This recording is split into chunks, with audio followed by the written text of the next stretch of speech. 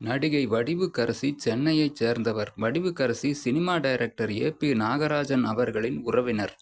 வடிவுக்கரசி ஆரம்பத்தில் ஸ்கூல் டீச்சராக வாழ்க்கையை தொடங்கினார். கடையில் கேசியராக வேலை செய்தபோது சினிமா டைரக்டர் பாரதிராஜாவிடமிருந்து அழைப்பு வந்தது.